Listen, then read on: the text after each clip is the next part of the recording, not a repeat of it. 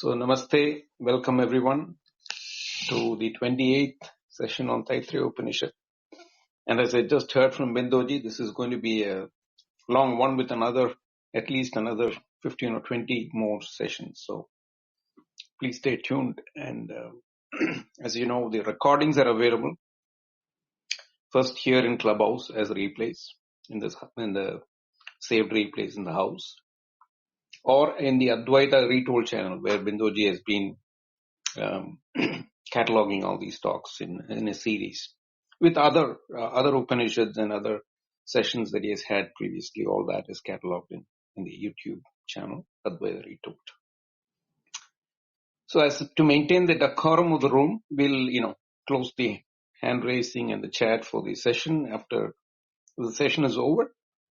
After Binduji has completed his presentation, then we'll open up the chat and hand raising for discussions. I've pasted the link for this particular Upanishad on the top, and the 8th Upanishad volume is pasted in the chat. So, over to you, Bindoji. Thank you, Prakash. Namaste and welcome all. We'll start our today's session. Om Namo Brahmadibhyo Brahma Vidya Sampradaya Kartrubhyo Vamsha Rishibhyo Mahadbhyo Namo Gurubhyaha Shruti Smriti Purananam Alayam Karunalayam Namami Bhagavat Pada Shankaram Loka Shankaram Shankaram Shankaracharyam Keshavam Badarayanam Sutra Bhashya Kritau Vande Bhagavantau Punah Punaha Ishvaro Guru Ratmeti Murti Veda Vibhagine Vyomavat Vyapta Dehaya Dakshinamurtaye Namaha Om Shri Dakshinamurtaye Namaha. Shanti Mantram. Om Sahana Vavatu Sahanau Bhunaktu Sahavidyam Karavavahai Tejasvinavaditamastu ma vidvishavahai. Om Shanti Shanti Shanti. We are into the second chapter, 6th Anuvaka, which is Asanne Savabhavati Asti Brahmeti Chet Veda Asti Brahmeti Chet Veda Sandamenam Tato Viduriti Tasya Yesha Eva Sharira Atma Yah Purvasya Athato Anuprasnaha Utam Vidum Aman Lokam Pretya Kaschana Gacchati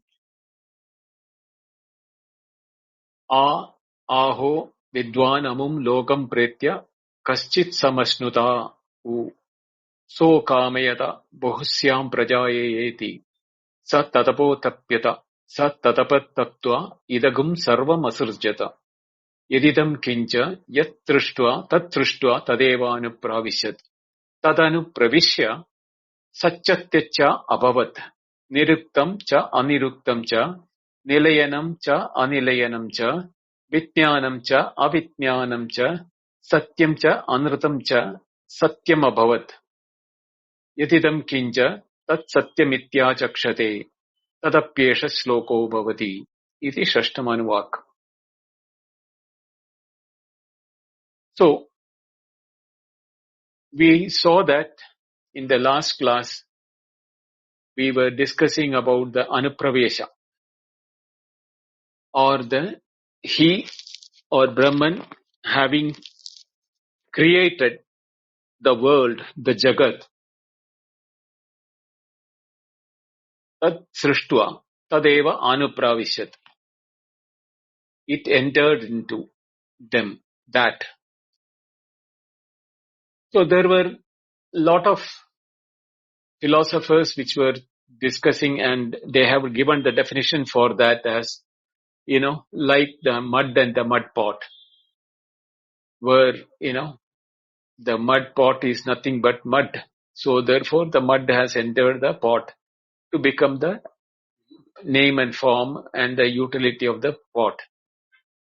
So, and even if you take the mud, a lump of mud itself as powder of clay, there also a similar thing. It enters the clay, a lump of clay, and then enters into the shape of pot. So is it not this way? It was the question by some people who have been following that belief that the Brahman, having created the world, entered into the Brahman, because there were Upanishad words also, like it entered through the top of the crown, it entered into the heart, and it Angushta Matra Purusha, in the size of a thumb, he resides in the heart, etc., etc. There have been definite mentioning in the different Upanishads. So nothing wrong in their assumption that. So he says that nahi gada parinama vyadirekena mrudo gado pravesho asti. The pot, the mud cannot enter a pot, because the pot without the mud should exist, into which the mud should exist, enter to become a mud pot. That is not the case. The pot was never existing without the mud. The existence of the pot is along with the mud. So the entered word cannot be used in the case of a mud and the mud pot. Then whether it is parts, whether the Brahman is in parts so that it becomes the powder of clay, which enters the lump of clay and then later enters the pot. So here also he refused that it is not that way, because ekatvad brahmana. It is without avayava, niravayavatvad. There is no avayava for that. Then if it is, let us take it as avayava. Avayava also it cannot be, because ekatve sadi niravayatvad pravishta desha abhavacha. Because Brahman is all pervading. There is no place where Brahman is not there. Therefore, even if you take it as Savayava, here it is Ekatvam. Brahman is only one. And there is Nirevatvam. Therefore, there is no space where it has not been present. So that also will not work. Sunya Deshatvad is another way. Ashunya Deshatvad is the reason for it is being given for that.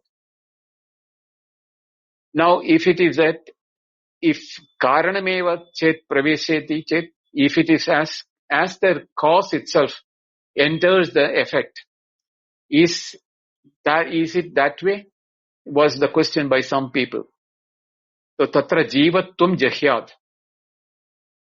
So if Atma becomes the Jiva, then if Atma itself is in the Jiva, then why should you call it as Jiva? You cannot call it as Jiva. You should call that also Atma only. Yada gadai mrit pravesho gadatvam jahati.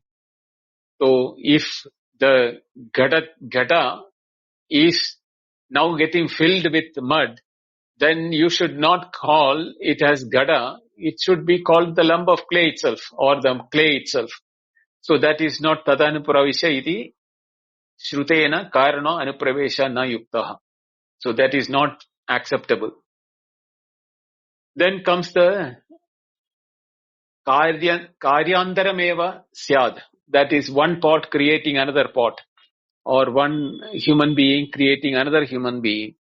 But while creating, in the case of Jadavastu, it is not possible. One pot cannot create another pot, because there needs to be an intelligent cause for it. Now, assuming that one human being is producing another human being, he is producing with dependency on others. Therefore, sadhanantaram is required. With a male needs a female, or female needs a male for producing a progeny. And second thing is that the progeny is not the parent itself, whether it is in the animal or human being or any of those species. So therefore, you cannot think that way also, that it is, there is no way in which it can be coming in there also entry is anupravesa cannot be accepted.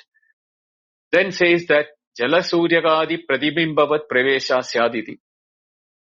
Is it not like the sun entering the reflection, or we seeing a reflection in a mirror?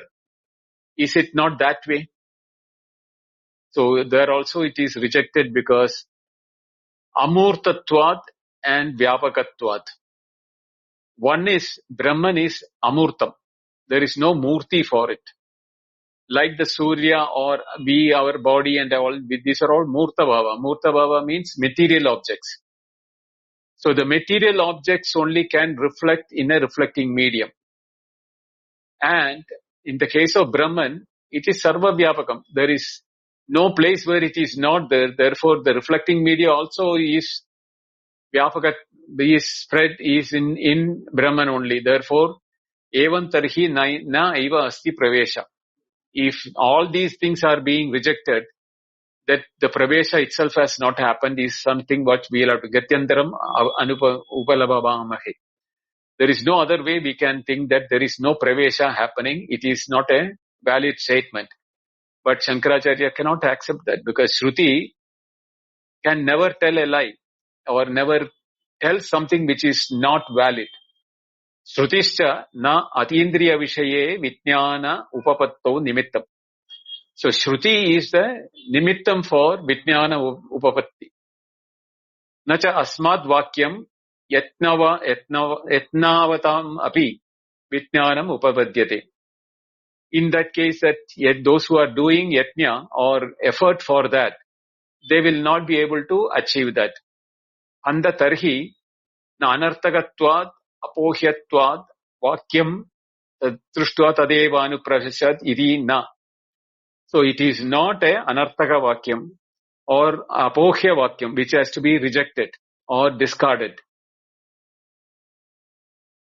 Tarhi what? Then what?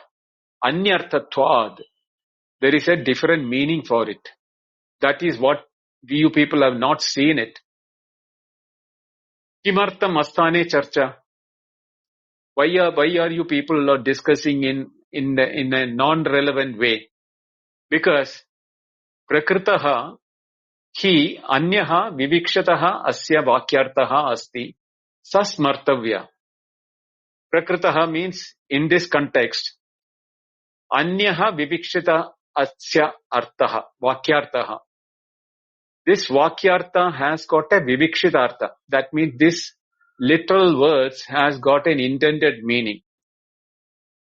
That is to be remembered, sasmartavya. So what is the context under which it is these words are being said? Brahmavid apnoti param satyajnanam anantam brahma yo veda nihidam guhayam parame vyoman so snude sarvan kamans asnusa sahi. All those things are the one which is. These are all the context under which the whole discussion is going on. That akashad brahma, atmana akashad vayu, up to purusha. Annat purushaha. All those things was narrated stage by step by the Upanishad. So there is in that tatcha vijnanam cha vivakshitam prakritam cha tat.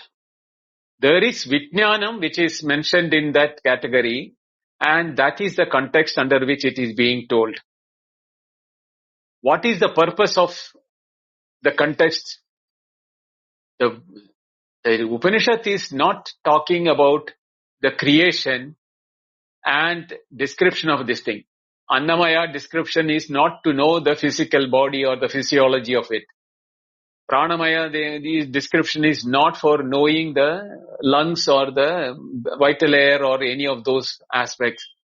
Manomaya is not to know about our psychology or the mental aspects. And Vijnanamaya is not to analyze Vijnana or logic or etc. like that.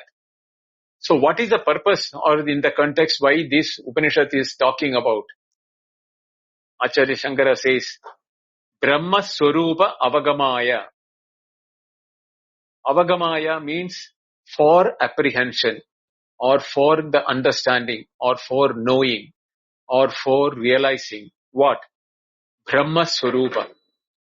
The true nature of Brahman, how to understand that is the Prakritam or is the context for which the whole thing has started. Because the opening statement itself is that Brahmavit apnodi param. Brahmavit, one who knows Brahman, apnodi param, reaches or permeates everything. So the Prakritam here, the context is about the Brahmavit. So when we are talking about Brahmavit, why are you all going from the Brahmavit and going into the creation like Annamaya, Pranamaya, Manomaya? It is not without purpose that Upanishad is talking about Annamaya, Manomaya, Pranamaya, etc.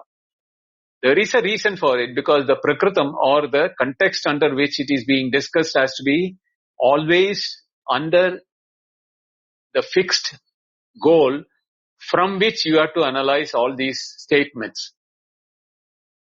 So, Brahma Swarupa Avagamaya cha Akashadi Annamayantam Karyam Pradarshidam. From starting with Akasha, Atmana Akasha Sambhuda, from there up to Annamaya, Annam hi Bhutanam Jeshtam. All those things have to be remembered. Pradarshidam. Brahma Avagamascha. In all those statements, he said that Tasyondara Atma, Tasyandara Atma.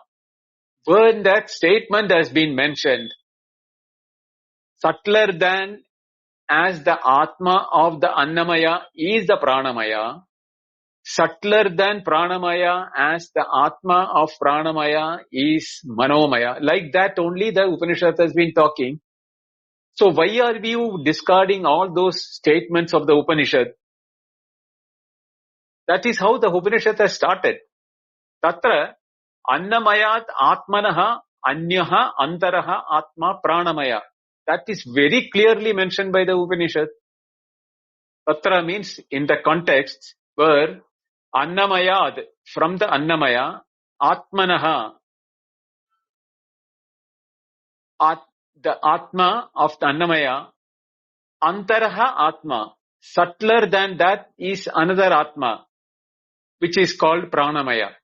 So Pranamaya becomes the Atma which is subtler than for the Annamaya.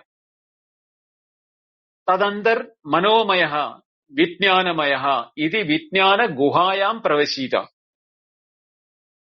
That way from the gross Annamaya or the food sheath to the vital air sheath, to the mental sheath, to the intellectual sheath, to the Anandamaya or the bliss sheath.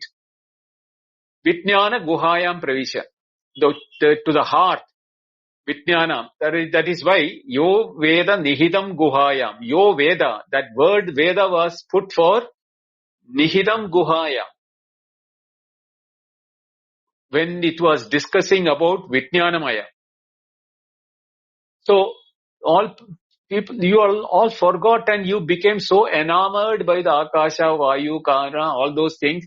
Annamaya, Aushadam, Prana, Annam, Purushaha, all those descriptions became important and you forgot the reference to the context. Tatracha Anandamayaha Vishishta Atma Pradarshita. While concluding the 5 sheets, Anandamaya Vishishta Atma Pradarshita, where Tasyohandara Atma, that word was never used in the case of Anandamaya. But Brahma Pucham Pradishtam was given. So what does it mean? Tatracha, even there, Anandamayaha Vishishta Atma Pradarshita. There is a relationship of Ananda and Atma clearly mentioned when we discussed about Anandamaya. Ataha Paramanandamaya Linga Adigama Dwarena Ananda Vivriddhihi Avasanaha Atma. Ataha, now he is concluding what is the important aspect to be understood. Paramanandamaya Linga. That Anandamaya Linga has a Paramananda Linga, a indication towards the supreme bliss.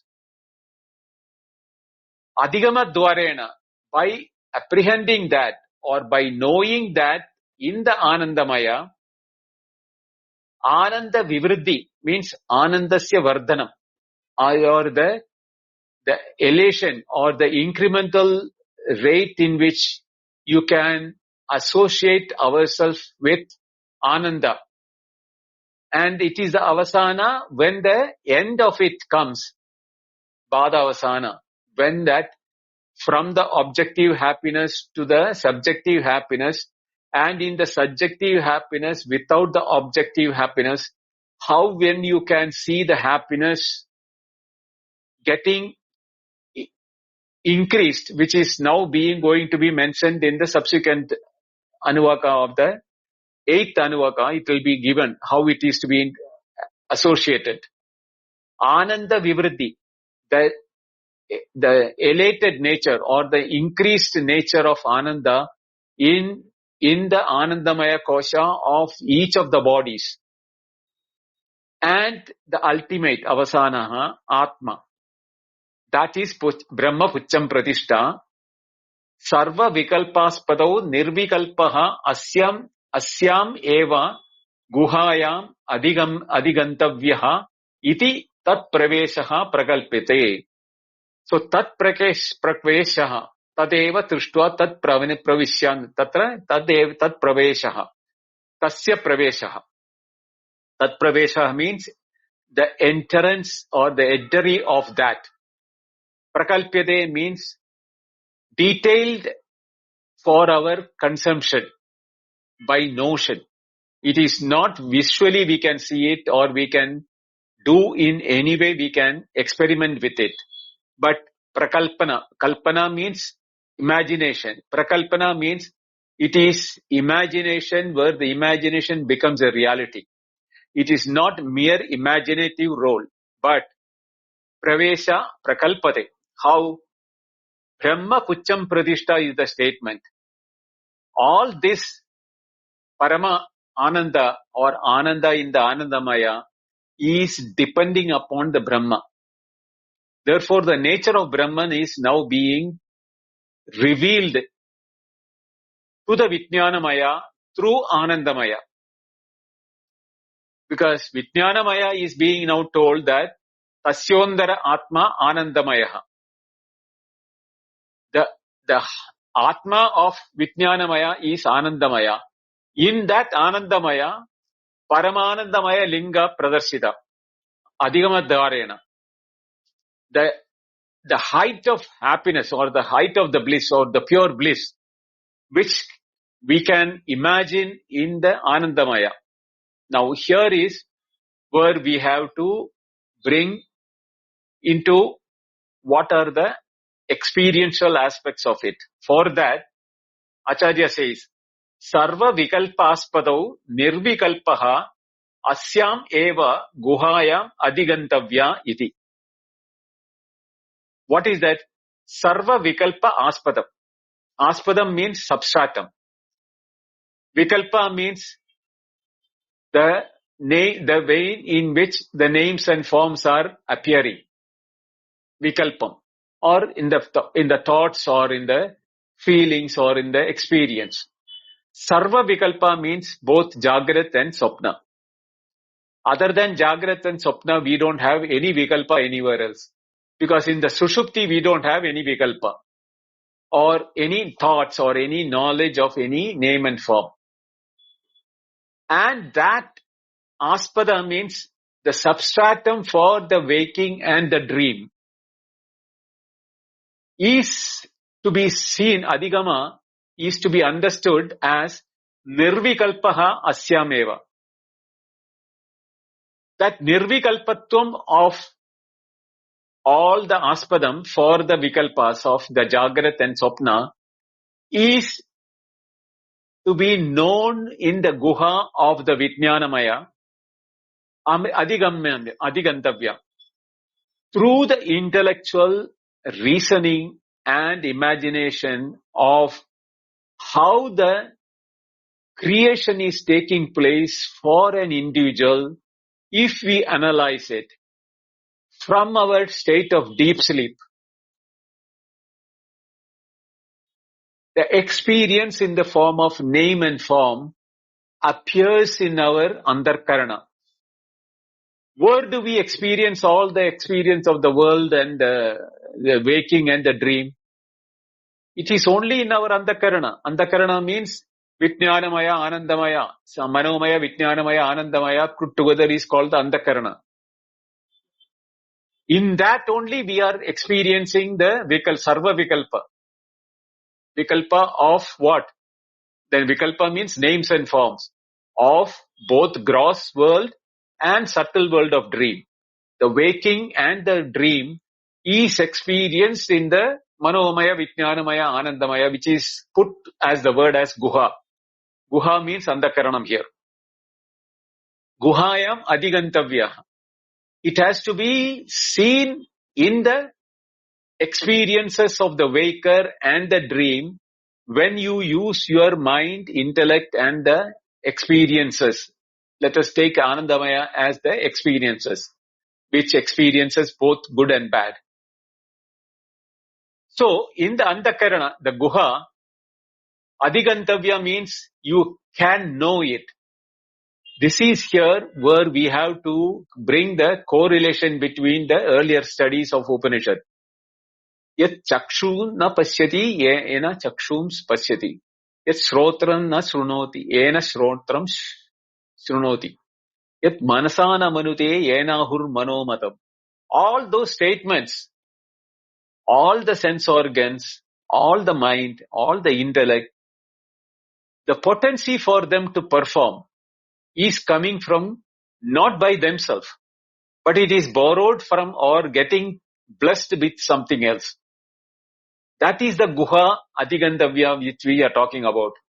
So when we say Pratibodha Vididam Matam, we are analyzing both not only the waking world, the waking and the dream world, all the experiences of the waking, all the experiences of the dream. Other than there is no Jagat. For anybody, the Jagat is only bracketed between these two experiences of waking and the dream.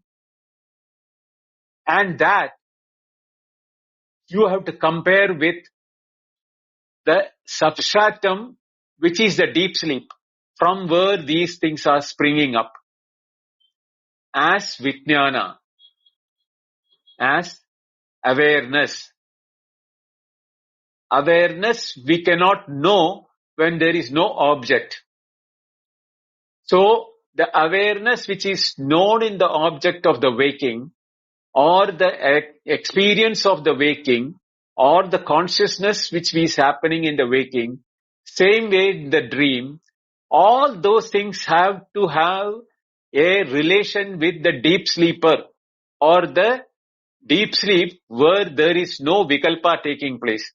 That is why it is called nirvikalpa asyam eva. All this sarva vikalpa means all the waking and the dream, their nirvikalpa rupa is present in the deep sleep. That state of nirvikalpatva means thoughtlessness or thoughtless state, or experiencing without object, or thoughtless thinking, objectless awareness, whatever word you want to use, or the sound of the silence, anything which you use, there in the deep sleep is present. That is what called nirvikalpa.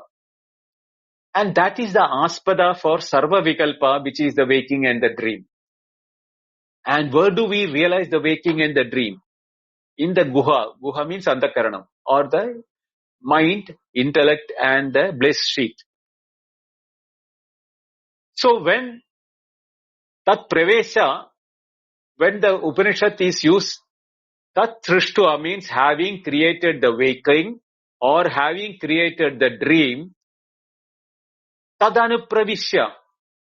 Now the nirvikalpa state of the knowledge or the awareness or the bliss or the happiness, that is now getting attached as thoughts, feelings and emotions with object connection, nama rupa connection, names and forms. But names and forms have no, they are inert in their own way. Their existence and awareness is because it is being perceived at the intellectual level or the antakarana guha, and that then it divides itself into jnatrit, jnana, jneya. That is knower, known and the knowing. The division is being now performed because you have got the name and form where you can segregate the known and then you become the knower. And the connection between the knower and the known, you call it as knowing. But where did this all the three come? As experience of knowing and the subject and the object, it all came up from that nirvikalpa avastha of the sushupti. That is what is the pravesha. Tat pravesha prakalpate. Nahi anyatra upalabdhe brahma. Nowhere else can you ever touch, feel, sense or apprehend Brahma other than in waking and dream. By analyzing what is happening in waking and dream, you will be able to know Brahman in the Andakarana. Because that is the only place where it is expressing its activity. Sarva Vikalpa Rupena. In the Vikalpa Rupa means in the forms of thoughts and experiences. When there is no waking or dream, which is, I will now put in as one word as Jagat. The waking and dream is the word Jagat, the Nama Rupa. So the Nama Rupa, we call it as Mithya in Advaita, is to prove that Nama Rupa is nothing but other than this Brahman or Atman itself. So what is Mithya is not Mithya in the real sense, it is in the real sense Brahman itself. That is why Sarvam Khaluidam Brahma becomes reality. It is that the rope is not Mithya. The rope is all the time, the snake is not the Mithya. The rope is nothing but the one which is now appearing as the snake. The snake is nothing but rope. Why don't we understand that?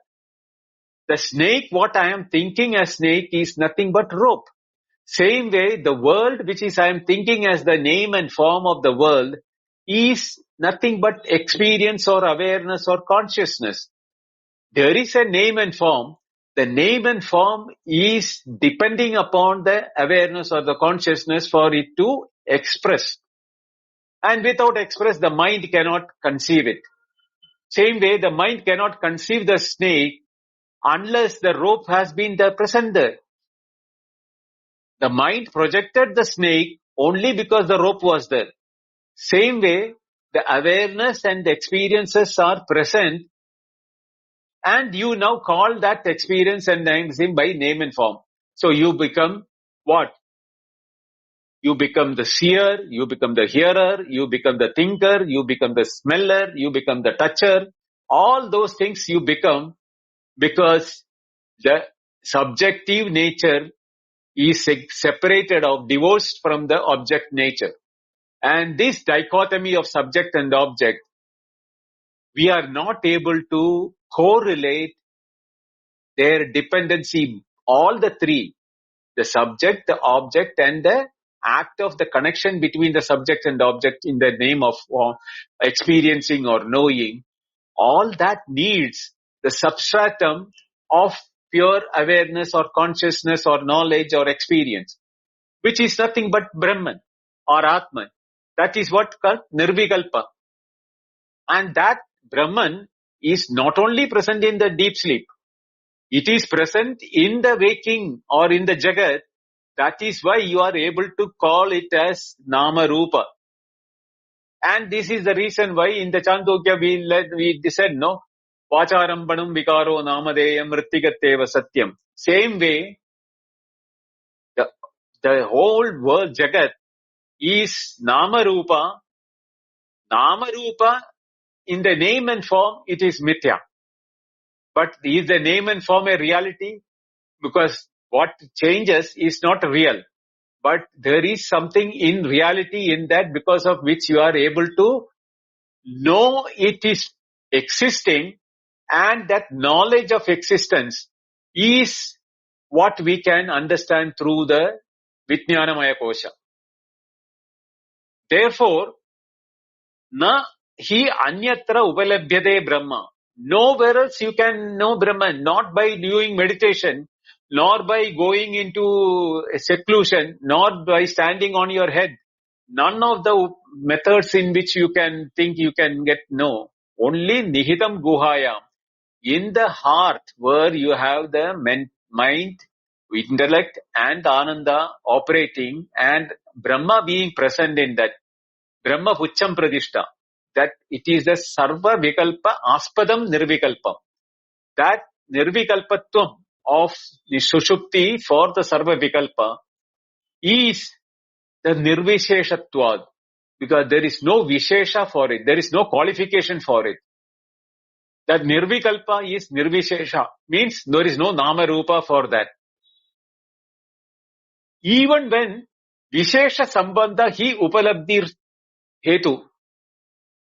Vishesha Sambandha means in the name and form when it is having a Sambandha connection, the name and form gets a reality of existence and experiential nature. Is that Upalabdhi Hetu, the experiential nature of that, of Vishesha. Vishesha means the Jagat here. Is Drishta as Drishta. Yes, Yada, Raho, Chandra, Arka, Vishesha Sambandha. Now he is giving an example. What is that? We call Rahu, which is the eclipse. Now the eclipse is an experience which we are experiencing. But is eclipse, it's a name and an experience. But what is the dependency of that? Only when the sun and the moon are present, we can call that whether the sun or the moon should be present for us to call it as an eclipse. Rahu, even though in the mythology Rahu is supposed to be the head of a snake which is swallowing the part of the sun or the part of the moon, but we know it is the shadow of the moon or the earth falling on the sun or on the moon, which we call it as eclipse. So let us not go into the mythology of Rahu. Rahu means take it as eclipse. Eclipse can be known only in the presence of sun or the moon. Either if you don't have sun and the moon, you don't have any eclipse. Same way, the Nirvikalpa, Nirvishesha, Atma or Brahman, when Vishesha Sambandha, when the Nama Rupa Sambandha comes, Upalabdhi of experience takes place, or the experience becomes a reality or a happening. Evam Andakarana Guha Atma Sambandha Brahmana Upalabdhi Hetu. Now how does the Brahma Upalabdhi? How do we realize Brahman in our Guha, in our Andakarana? Evam Andakarana Guhatma. The Andakarana and the Guhatma. Atma is present in Sushupti, in Jagrat, in Swapna, in the Jagat, in the individual, everywhere it is present. Sarvam.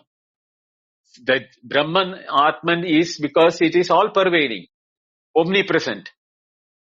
And that is present even in our Guha, means our Andakarana, which is the Karana. Andakarana means it's the instrument, inner instrument through in which we can realize Brahman. Upalabdhi hetu. That becomes the cause for the Upalabdhi or the realization of Brahman in our bosom. Sannikarshad. Sannikarsha means sambandha or because of the Atma and the Nama Rupa. In Atma, when it is present in the Andakarana, in the deep sleep, we cannot realize Brahman. Because there is no experience of Brahman, there is nothing to experience there. Experience nature, it becomes pure consciousness. Pure consciousness cannot be experienced. The Atma, when it is being experienced as an experience in the name and form, Andakarana, the inner instrument should now be able to realize the nature of Brahman in the name and form. That is why Avabhasaka Atmatvad. Avabhasakam means shining as name and form. The Atma is now lighting up the name and form for our experience purposes. So in the Andakarana, in the heart and the intellect and the Anandamaya, when the experiences are arising, we should be able to separate out the names and forms and concentrate on the substratum of the consciousness or the experience to know what is Atma or Brahman. Yatacha Aloka Vishishta Gada Dyubalabdi. The pot or the sun, the earlier example of Surya and the Jala Kirana. Their Upalabdhi, how does it happen?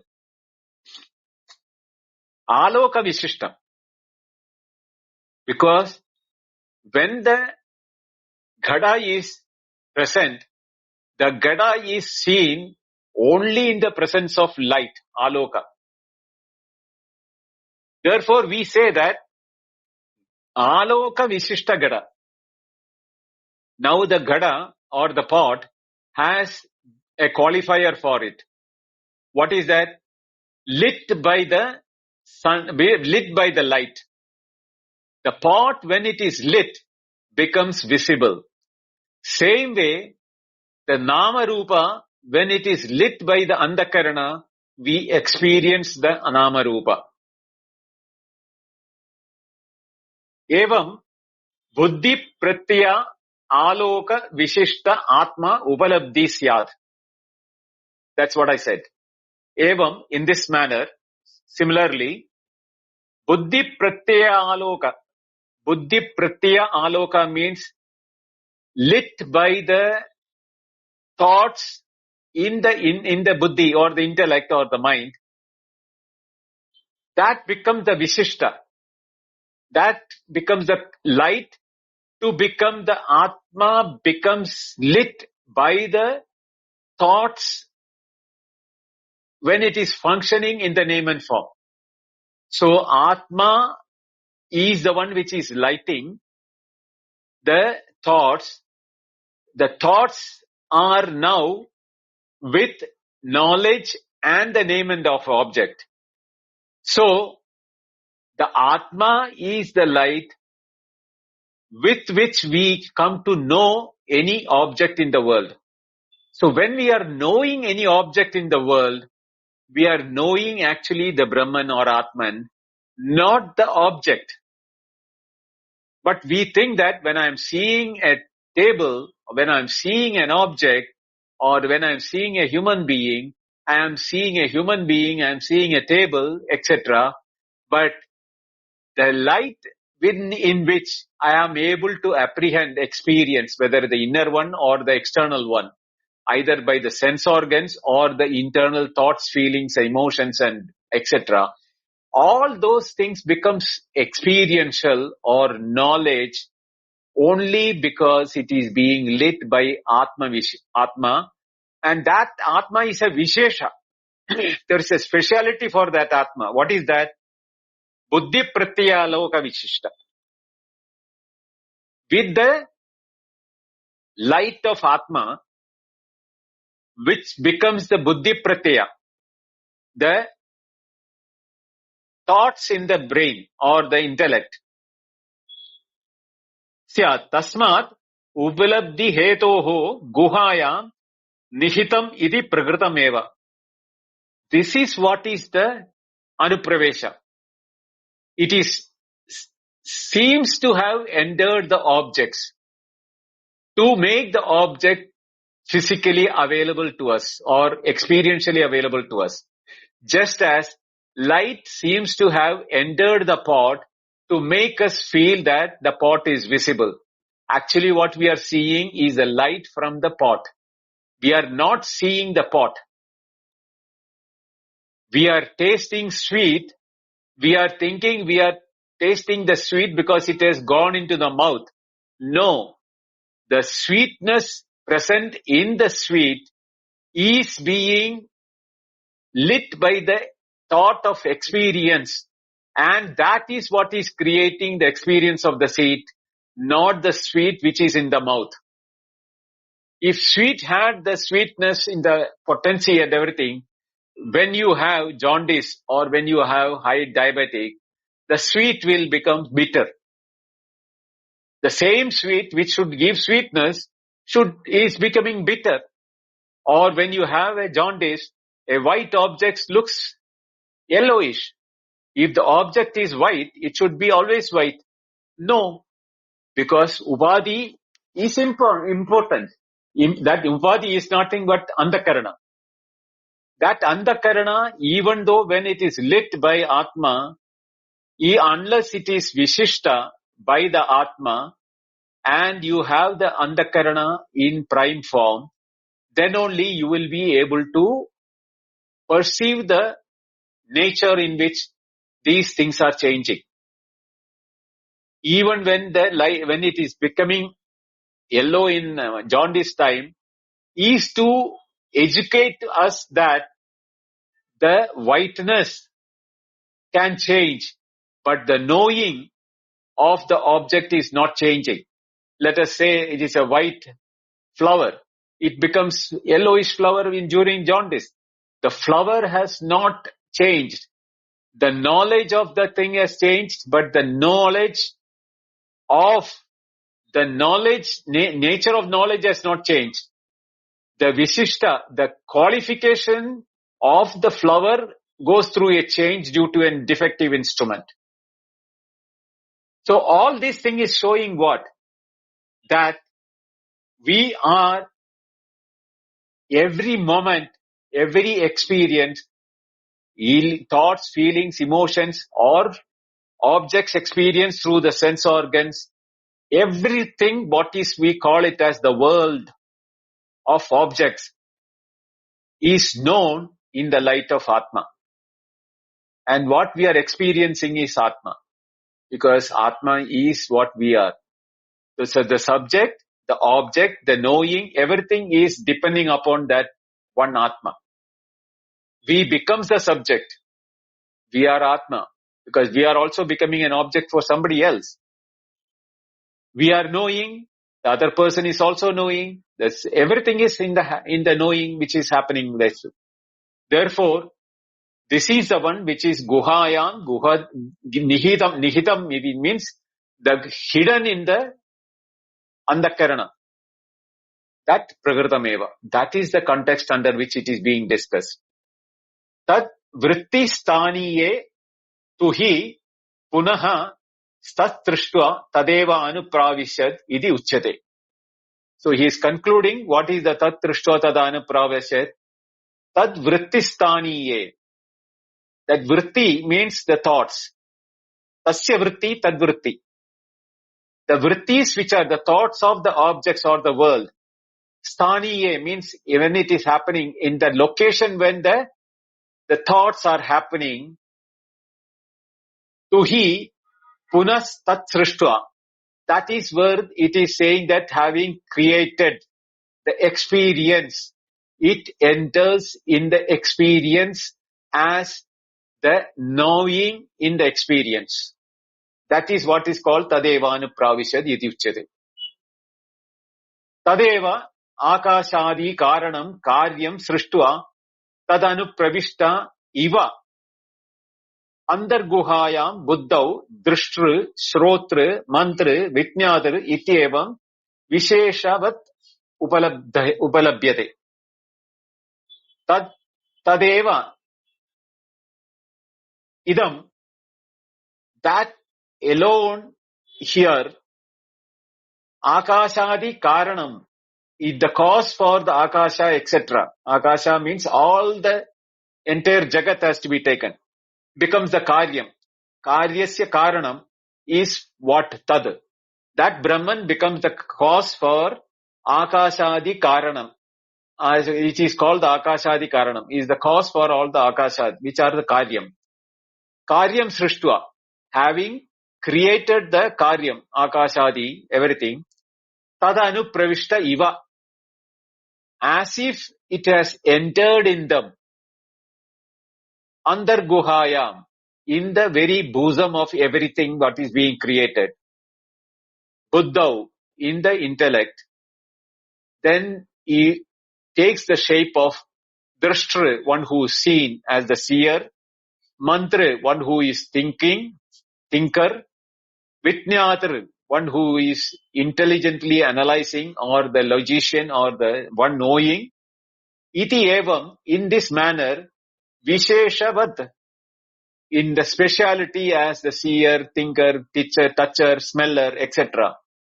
Upalabhyate, is making oneself available.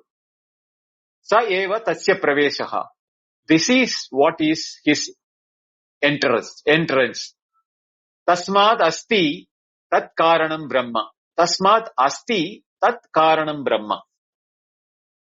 So, therefore, there is the existence as the cause is called Brahma. Ataha astitvad asti ityeva ubalabdhavyam tad. So, when we are knowing that, we know that Brahman is Satyajnanam Anandam Brahma. That Satyam asti rupam. That is what is called tad asti tat karanam Brahma. So, everything we say that is or are or it is, it was, all those existential words which we are using for the names and forms is because there is this Atma or Brahman present in it. Astitvad, because having the existential nature in them, asti iti eva, they exist in that nature alone. Upalabdhavyam, we have to apprehend Tat. Tat means Brahman or Atman. So, if you are saying that he is what you are talking about, he is Brahman, then only we can say Aham Brahmasmi or Tad Tomasi. All those things, statements becomes valid only if this is used, that Asti Rupena, in the form of existence, we are seeing everything. Waking is existence, dream is existence, deep sleep is existence. So existence is present everywhere. I am the deep sleeper and the amness. I am the waker, the amness in the waker. I am the deep sleeper, the deep sleeper. In the objects, in the waking, the world is. I am there, the world is. Idam, in the rupam of idam. Or this is the world. This is the cow. This is the tree. This is the sun. This is the moon. This is the sky. Everything is we are using.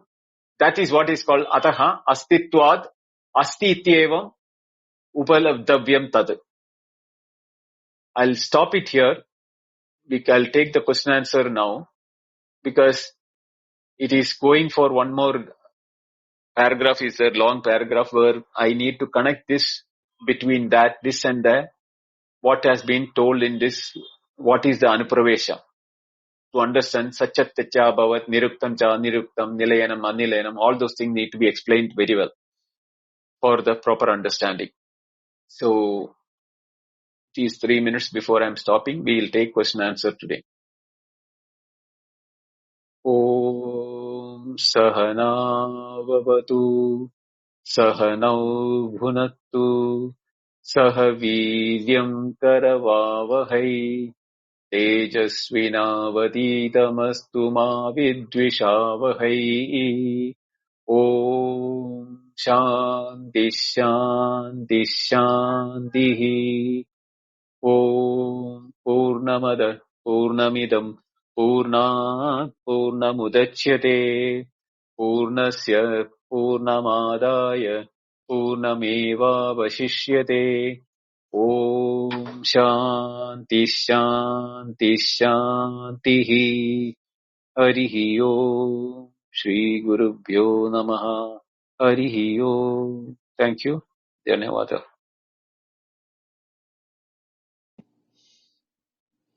Thank you, Binduji, again for taking us through the aspect of embodying Brahman. I'm opening up the chat and hand raising. So anyone interested in asking questions can come up.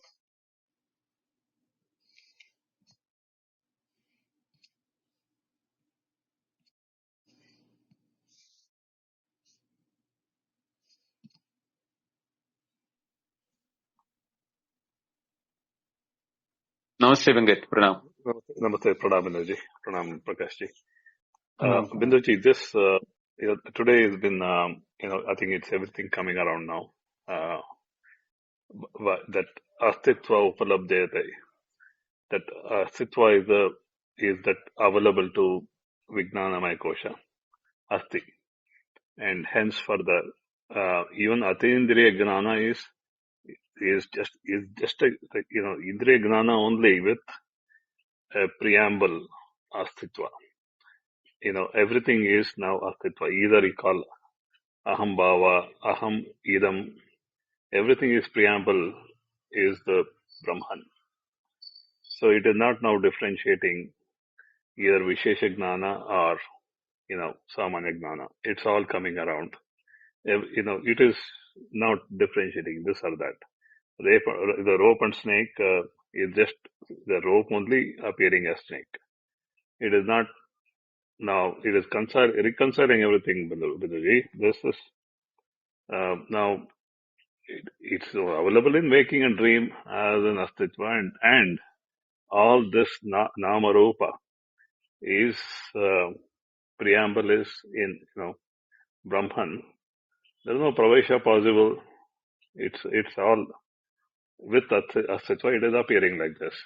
It is now well reconciled. This is how I understood, Binduji. Yes, Venkat. The easiness which we call the plant is, the animal is, the human is, the world is the cosmos is everything where when we say the world is, including I am, the am in when I say myself, or the is when I talk of anything else other than me. That existence of everything, including myself, is experiential. Unless it is experiential, I cannot say is. That isness is what is called the consciousness, which is with which we are able to transact in the world. The transaction needs existence or the reality of the objects. No single object. Suppose you cannot have a transaction saying that there is a son of a barren woman. There is no reality to it. So the word is a barren woman, son is a non-existential thing. But we are using two words. The woman is existing, the son is existing, but the adjective of a barren woman makes the isness non-real. Even though we are using the word is. Same way, the shunyata or the nihilism or the absence, which we are talking about, is due to the same feeling of the real, what is there, its absence is what is we are talking about. When the absence of everything put together, we call it as the dream is without anything. And the deep sleep is without anything. The deep sleep is not without anything. You are there very much. That is why you said, I had a good sleep. I knew nothing. Knowing nothing can be a reason, because you need the easiness in the name of waking or dream, the objects of name and form, to be present in that to our experiential purpose. But one's own experience doesn't need any object. Even the body is, my body is. It is my body, my lungs, my intellect, my mind, everything, my happiness, everything is mine. What I am different from that I am in my deep sleep is present. Otherwise, when we wake up, I had a good sleep. The one who remembers that absence of everything having rejuvenated is present there. So amness of mind, I can know it only after I wake up, because I can transact only in the waking up. In the deep sleep, I have no transaction also. Therefore, there is no experiences to which transaction can be done. But experience of myself as my existence was experienced by me in the deep sleep. But I have no words to express it, because I cannot express myself in my words, because I am not an object for expression. All I can say that I had a good sleep, because that sleep is now supposed to be the experience which I superimpose, because that is the story of the waker, to tell that you had gone to sleep, because you were not experiencing waking and dream. Though you had an experience of sleep. Actually, I was not in the sleep. I was in myself. I was not asleep. As the sleep is the name called by the waker for my absence of the waking and the dream. But where were I? I was in myself. In my pure, pristine nature, I was resting with my mind and intellect shut down for experience purpose. Therefore, I didn't have any experiences. But can I say it a location-wise or time-wise? Neither time nor location, as the space and time was absent there. The space and time was projected. Then that there is the space, there is the time for the waker. That is also from the deep sleep. The one who is in deep sleep is the one bringing us a name and form for the space and time, and in which all other experiences are being taken to say yesterday, today, tomorrow, for the time purpose. Here, there, everywhere, this space thing is also from that point of view only. So all those things are experiential, becomes experiential because of the consciousness. And that consciousness is present even in the space and time as is. There is, there, where is, time is, yesterday was, today is, tomorrow will be. All those time with relation to the existence is also due to that same consciousness or experience or awareness, which is present in everything. That is how we can know what is our nature, and the nature of what we are is the nature with which every object is there. The amness of mind is not difference when I say you are. The are or he is, his isness, your are-ness, and my amness. All the three are nothing but existence. And that existence is the nature of Atma or Brahman. I think that affirms a lot. I thought this is clear from Asti. Now there is something built before in the earlier. This is like a Paramalinga. There, that supreme bliss. I'm trying to use the term Nitya Sukha. Nitya Sukha. Nitya is that Nityam is not going away. It's always available. Nitya Sukha cannot be equated to existence. From Vijnanamaya is because the Anandamaya, Vijnanamaya is a womb, the womb of Anandamaya is Vijnanamaya. Now we are stepping back a little more now. The Paramalinga and this Anandamaya, that supreme bliss, in this context, Nitya Sukha, is this the right way to use the word Nitya Sukha? Nitya. It is available, See, either deep yeah, sleep or waking or dream. How do that's you why, take this? that is why the easiness of experience is experienced in the deep sleep as amness or easiness or arness. That is what is called the Paramananda Linga,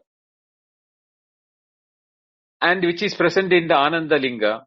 Ananda here means all the experiences which we are experiencing as happiness or sorrow. But what is sorrow and happiness is nothing but the same unchanging nature of existence. When we are bringing desire in between, the desire, when it is satisfied, we call it as happiness. And when the desire is unsatisfied, we call it as sorrow. It is not the experience which is changing. The experience is as existence. It is present even in the happiness and in the sorrow. So happiness is there, sorrow is there, that easiness is there present in both of them. They become adjective as happiness or sorrow because of the desire part of it, which is present in the Manomaya Kosha.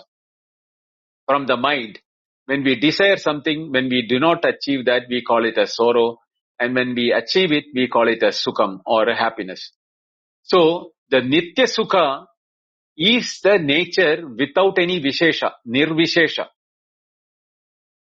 That is what is called the Paramalinga or Paramananda Linga. When the Nirvishesha is there, it is not only in the deep sleep, that is present even in the waking and the dream. In the world of all the experiences, that is present as Nirvishesha. The Vishesha is due to the Nama Rupa and the desires of Nama Rupa gives us happiness or sorrow. So we have to understand that Nitya Paramananda Linga is present everywhere, every object, every experience. That experience, when it is getting a Vishesha or a qualifier with the name and form and the desires, etc., it can take the shape of objects of happiness and objects of sorrow. All those are due to the Vishesha, not from the Nirvishesha Rupa. That is what is called Paramalinga and Nitya Rupa Sukha.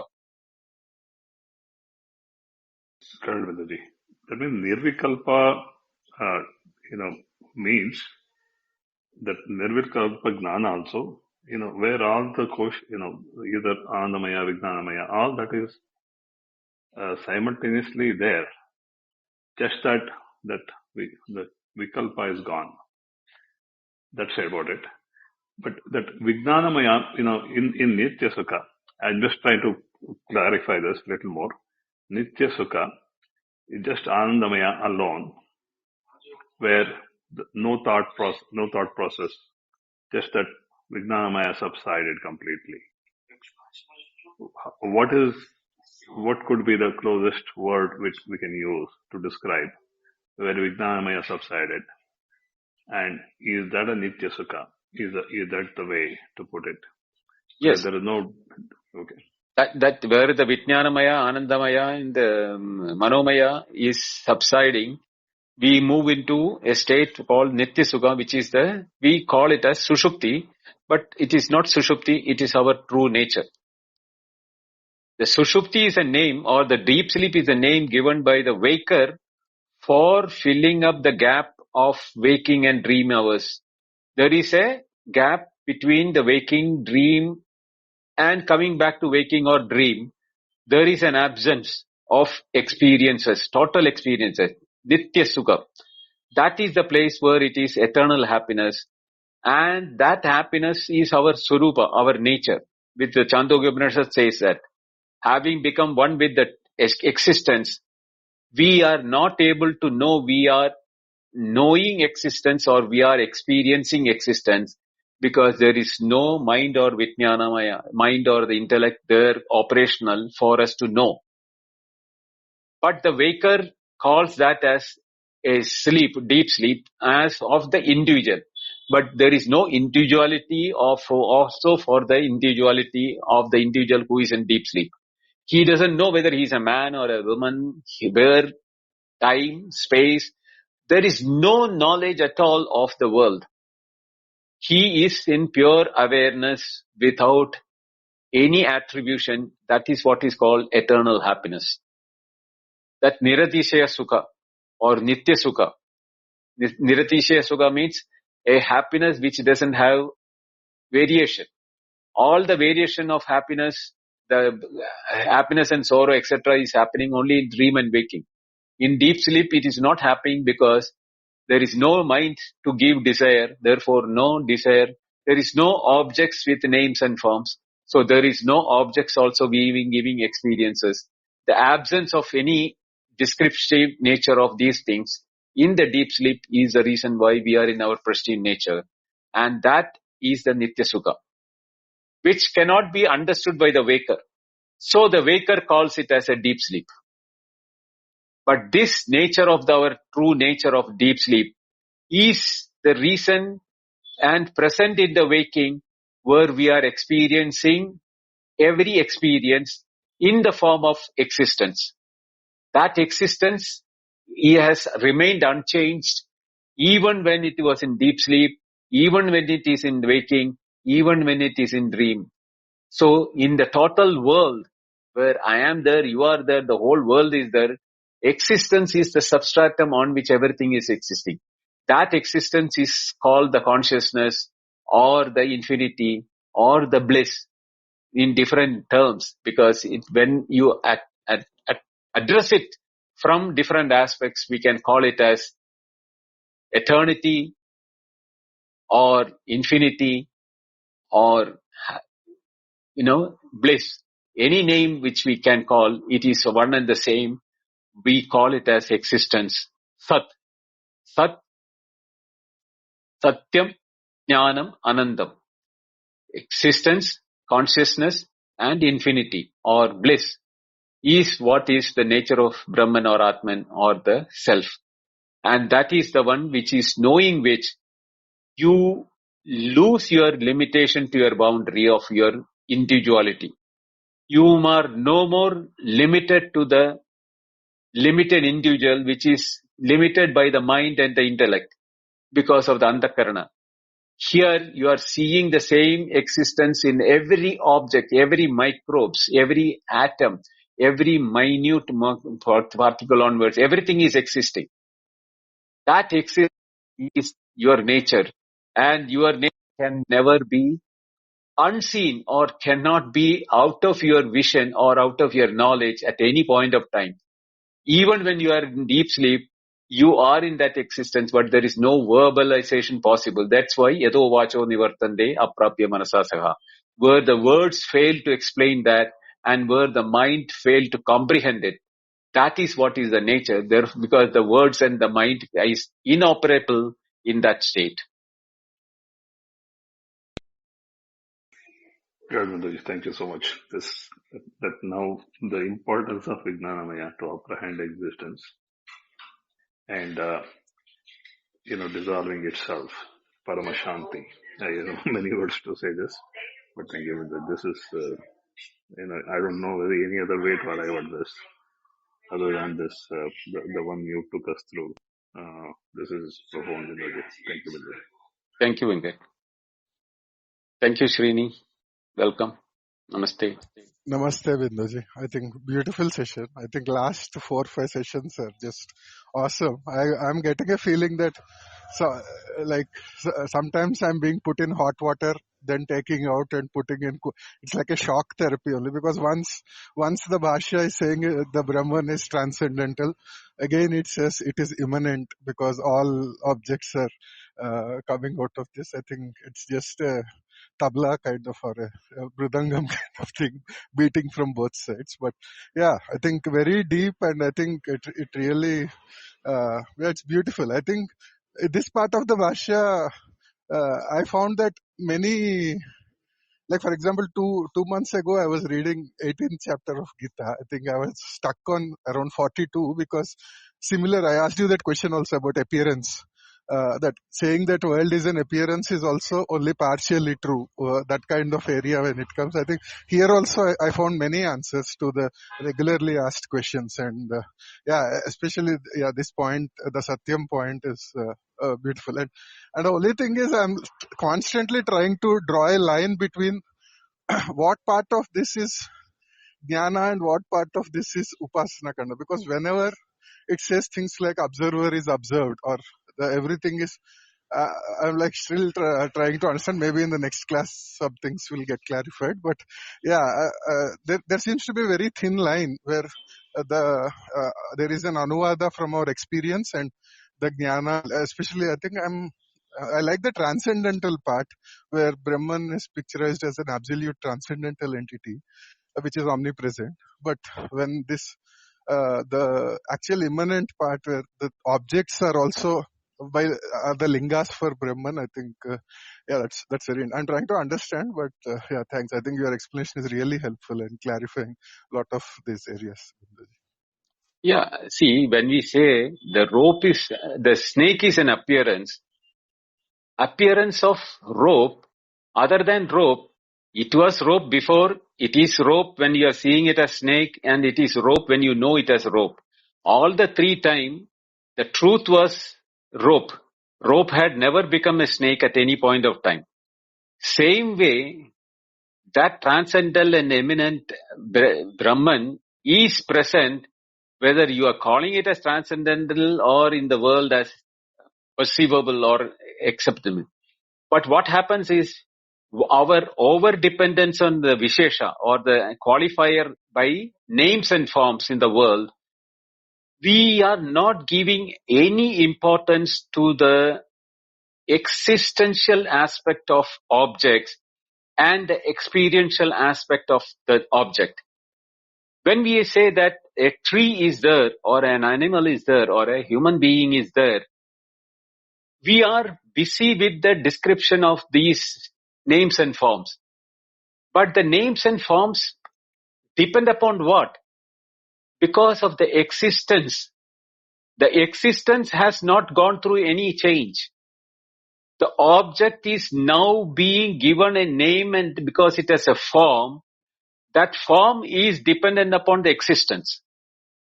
The pot is a name and a form for the mud.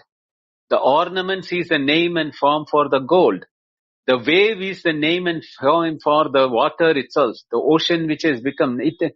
So the same way, that Atman or Brahman, which is transcendental in nature, when the descriptions are not there, when the moment the description is being given, which is the name and form, we call it as an object. It is not an object. It is Brahman only or Atma only. But we call it as an object because the name and form is more important to us than the experience or the existence of that.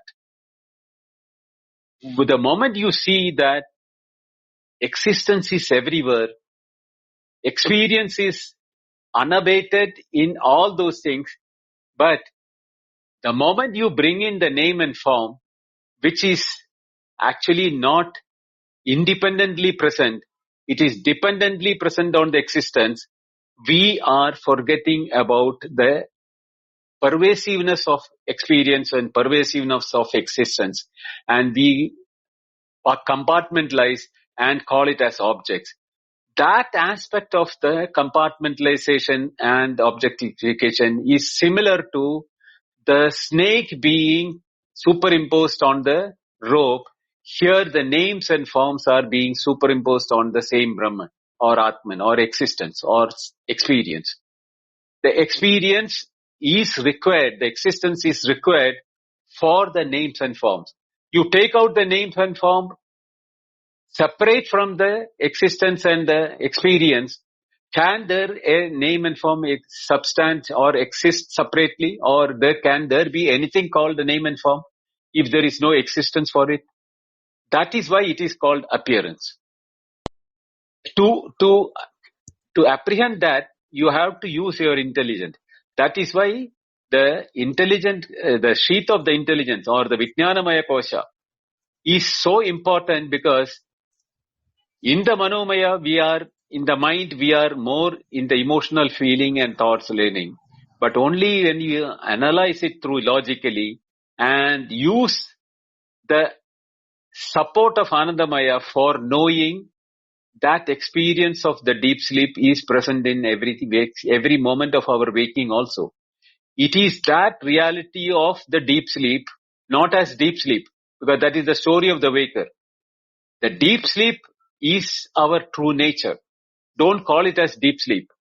We are present when we are in deep sleep. That we is the one in which the names and forms and the world is being projected. When we project the world as an experience of the waker, we become an object in the waking, as a waker in the waking. That is also what is we call, that is, who is that waker in the waking? The same one who was in the deep sleep as the deep sleeper. That means in my reality, in my pure existence, I was calling myself as I am, without the ego. My pure intelligence is the nirvishesha, that is transcendental and without any attribution. But the moment I evolve myself into the story of the waker, I become the waker of the waking, and the world is become my objects for experience. So there, that dichotomy of the subject-object and the link between them depends upon the my own nature, which is the experience, not of the experience as object or the subject, but experience as a pure experience. That is why it is called an appearance. The appearance is not real. The experience and existence is real. Also, Vindaji, about existence, I think there is this thing I keep thinking of. Like, of course, it is taken from that concept in Gita, which says apara prakriti and para prakriti kind of thing, right? So, for example, existence of a pot, for example, is prone to both exist. A pot is prone to both existence and non-existence, or even for that matter, mud or any of the viseshas, right, are prone to exist. But I think when we actually, in the true sense of the meaning, the existence means the existence of the jnana or the chit element, right? Consciousness. Is it right to, because there is a huge difference. So I would think the existence of a pot or any visesha is probably a apara kind of existence, and the existence of Brahman itself is the true existence. Is this like kind of valid or something like that? No, it is not valid. It is due to the vritti. The knowing there, what you call the pot is due to the vritti or the vishesha, or the qualifier with which we qualify the pot.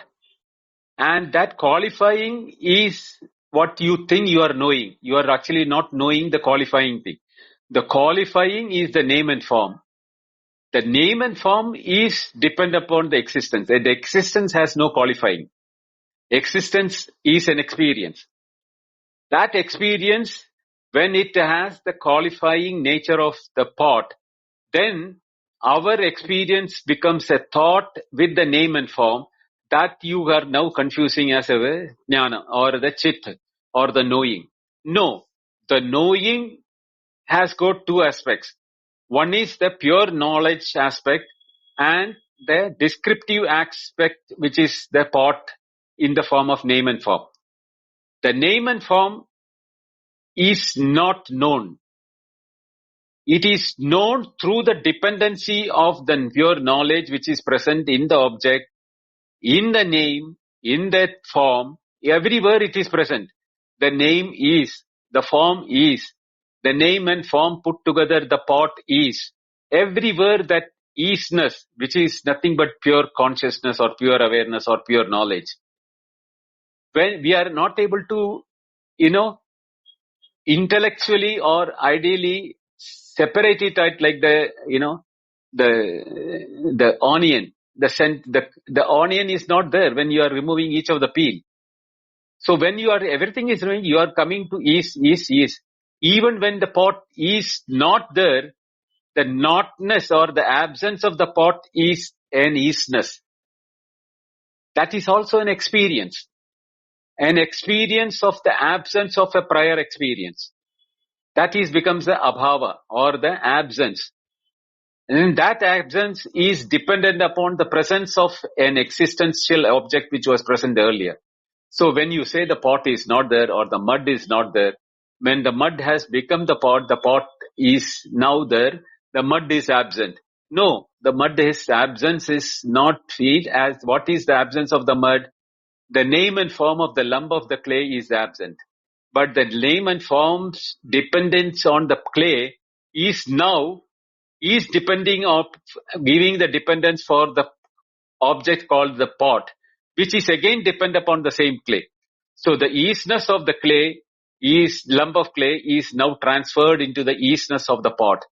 And when the pot is absent, either you call that powder of the pot is there or the broken pieces is there, or you will say the absence of the pot is there. So there also what happens, the dependency of the easiness of the pot or the absence of the pot. Everywhere the dependency of the existence, and existence itself is the experience. There is no separate two things. That is why Sat and Chit are the same. Or Sat and Jnana, Satyam and Jnanam is the same, which we say. So the usage of the words Advisesha and Chitvishesha. So are they both valid? Or Sat is always Nirvisesha, and because you said the pot knowledge is a knowing of a name and form, right? So that means the impurity is happening in. Should we call it a Chidvisesha, or like if I'm knowing a pot as a knowledge, as a name and form, now that should be called Satvisesha or Chitvisesha? If you are using the name and form for the pot and explaining it, then it becomes Chitvishesha.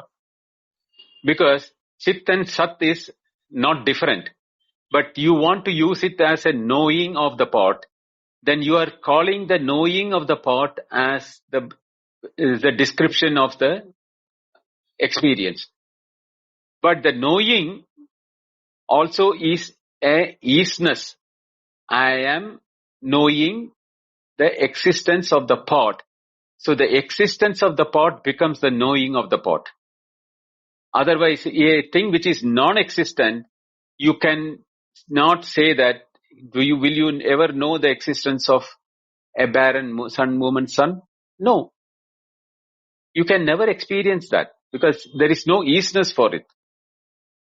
So, a absence is as an idea also as shunyata or nihilism or what you call the total absence of everything.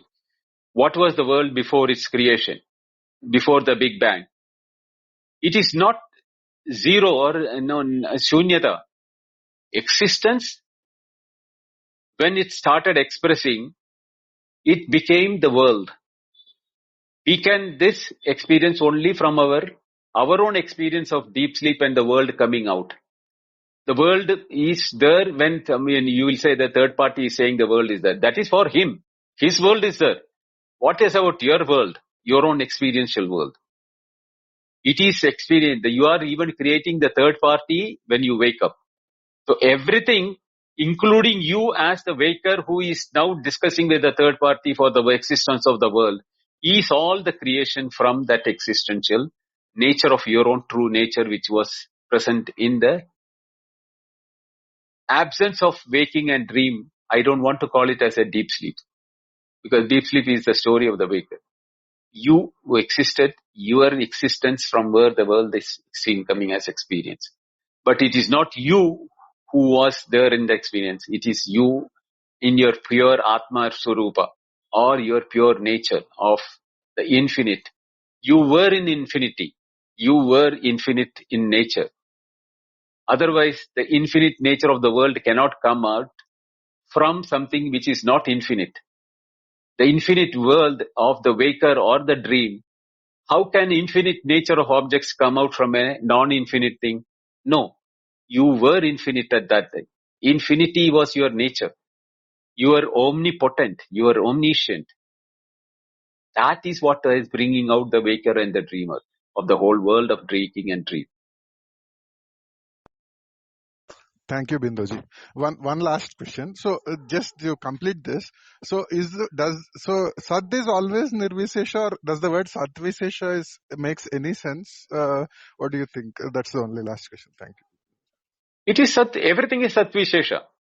Because Satvishesha Vyatirekena Kinchit Nasti.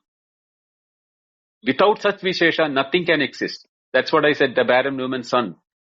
He said Asat Vishesha. Everything else is Satvishesha.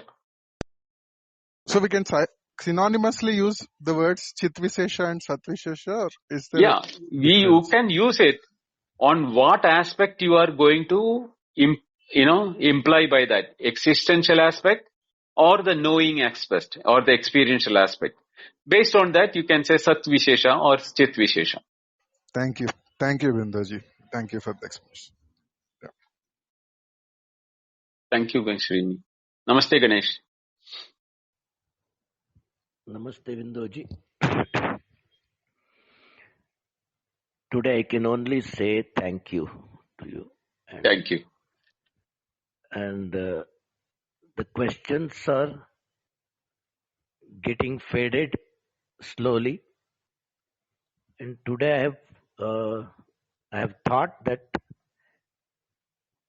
existence precedes essence. That's what we had read in a philosophy called existentialism in the Western philosophy. It doesn't precede, I believe. It is, as you said, the easiness of everything has to be experienced. And one day I remember what you said one day, shut up and contemplate. And I think the easiness could only be experienced, and one should become Namavashesha, including his own individuality as such in the existence. And it is only purely experiential, I believe. You don't have to be Namaveshesha without the name and form. If you can understand this existence as your true nature and see the same existence in everything, including every experience of the waker, every experience of the dream, all those things are nothing but you remained there as existence, and you are the one who is creating the existence of everything. So everything is you. You, not the individual you. You, the existence in pure form, is the reason why everything is existing. So that is why Sarvam Kaluidam Brahma, or everything is Brahman. That Sarvatma Bhava, or Sarvam is Atma, means Sarvam is existence. That is what is saying that. So don't take a negative sense at all for anything. You are everything. You are everything because you are the one from where everything is being experienced. The experience of the pot, experience of the rope, experience of the sky, experience of the moon, everything is depending upon your existence. Because you are lending the existence to everything. That existence has to be seen or felt in the bosom of your heart. That is why prakalpate, as guhayam prakalpate, in the heart, when you are able to see the oneness, yomam pasyati sarvatra sarvancha mayi pasyati, when the statement of Krishna says in the Bhagavad Gita, one who sees me in everything and everything in me, he is a jnani, he is the one who has realized. So don't take a negative thing. It is all encompassing. You are, that is why Brahmavita apnodi param statement will become valid. Otherwise the statement of the Taittareeya Upanishad beginning, the knower of Brahman becomes Brahman, or is encompassing everything in the world. or is all encompassing, that statement becomes blasphemous, and it will not cannot be accepted as a statement by the Upanishad. We are experiencing that everything. We are everything. Don't think that way for even for a minute that is separate from you. Yeah. Only a person who sees himself in everything, he can be a lover of everything. He will be at peace because he has no enemies.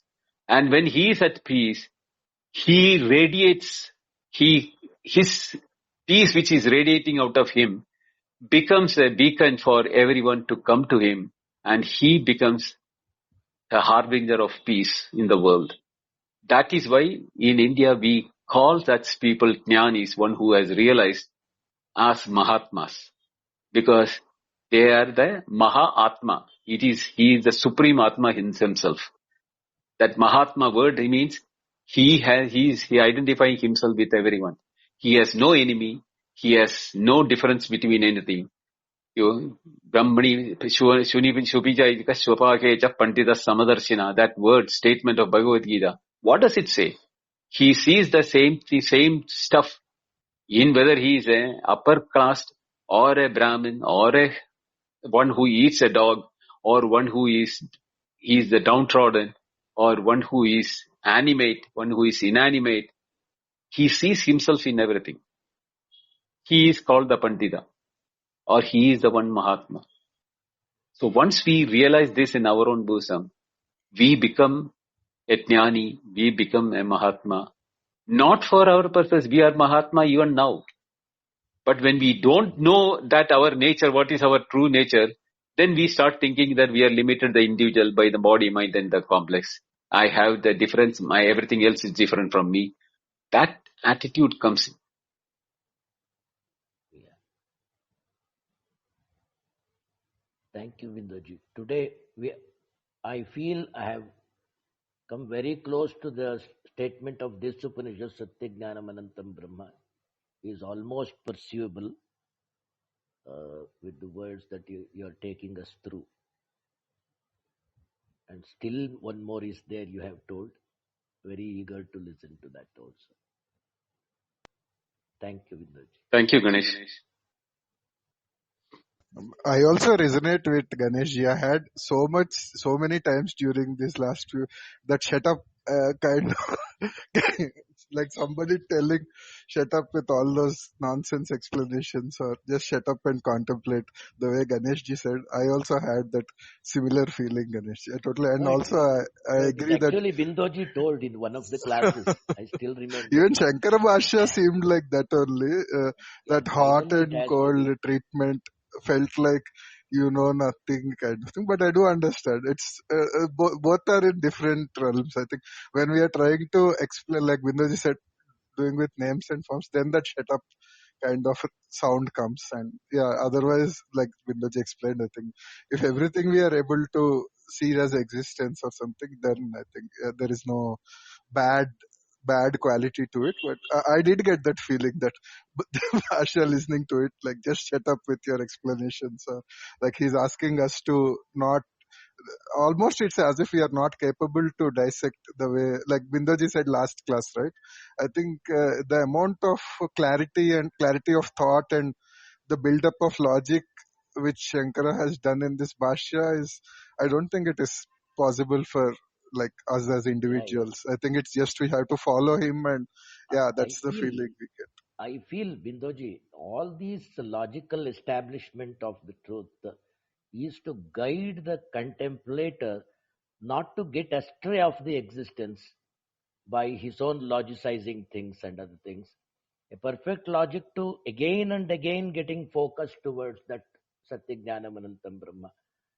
And because the poor minds like ours will always get either distracted or deviated from the focus. And all these logics have been put forth or established to, of course, the bottom line is to contemplate, and during the course of contemplation, not to get distracted and deviated. This logic has been established, I believe. Otherwise, maximum part of the process is to contemplate, I feel, with the support of this logic. Yes. Yeah, Which I'm seeing. Yeah. in fact, Go I'm ahead. getting more and more like, even I'm unable to formulate questions also. Just looking at the clarity with which the questions are being formulated in the Bhashya.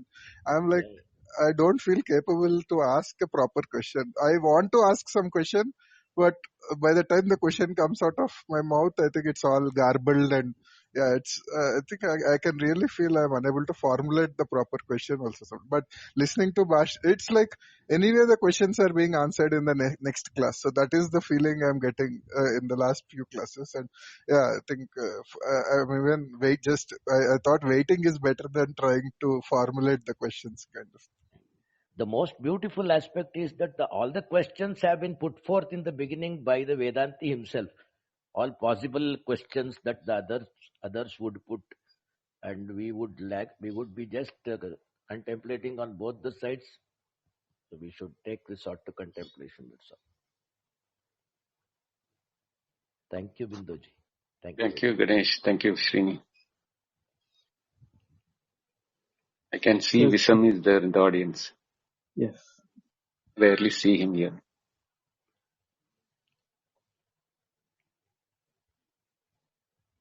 Okay, I think Prakash, we can close. Yes, Bindu. Nobody else has any. We have closed the chat. No? I closed the chat. It's already past 10:30. I think it's time for you Yep. to get some rest. Thank you very much, Bindoji, for guiding us and for the wonderful questions that came from Venkatji, Srinivasji, and Ganeshji. The discussions always are also equally enlightening because we get to extract more of that clarity from the way you interpret it. So again, thank you, Bindoji. And Binduji, thanks there is everyone for coming. one more So go ahead, word I Ganesh. wanted. Sorry, Prakash. Okay, go One ahead, more go ahead. word I wanted to know when Venkatji mentioned that Nitya Sukha, and why is it called also Niravadhi Sukha? Because the Avati means end. Niravati means no ending. Okay. Unending. That comes for the Ananta part. Ananta Right. Brahma part. Okay. Thank you, Binduji. Thank you, Ganeshji. So just a closing statement. The next session is a Q&A on Sunday at same time, starting at 8:30 IST. And the following Taittareeya session, 29th session, is on Wednesday at the same time at 8:30 IST. And all the replays and recordings are available in Clubhouse and also on Advaita Retold channel. I pasted them in the chat. So if you're listening to the replay on Clubhouse, you can go back to those links and use that as a guide. And obviously, the most important aspect of this is because there is a huge shift in how we are reframing this in language and understanding and the deep upasana or the meditation of that. It is highly recommended that you do the Sravana Manana to really get the benefit. Otherwise, it becomes an intellectual exercise. So that's Binduji always reminds us. So I'm just putting that reminder forward again because somebody listening to the replay will be activating that process of going back and doing the Sravana Manana. I think it is mostly a beautiful reframing of the structure of the language itself through which the mind can come. That's how I'm sensing. And because I don't have any more questions, I'm just listening. Every time a question comes, I'm listening to how Binduji is going to unpack this. So thank you, Binduji. Over to you. We'll close the session. Thank you, Prakash, for moderating. Thank you, Venkat, Srini, and Ganesh for your questions, and all your audience. Thank you all for listening to me. Please go through the replay, and if you have any questions, this Sunday we will have the Q&A, and there you can clarify these doubts, or the next session we will be continuing. As I told in the beginning of the thing, I am expecting Taittareeya to take about 15 to 20 more classes to complete the whole thing. Let me see how it will go. Because this is one Upanishad which if you study it so thoroughly, other Upanishads when you review through or revisit them will become very crystal clear, and you can feel that your heart is talking to you from the innermost place, and the words of the Upanishad will come true to you. God bless. Thank you all. Hari Om. See you on Sunday. Good night. Hari Om. Good night. Good night. Hari Om. Thank you, Bindoji. Hari Om.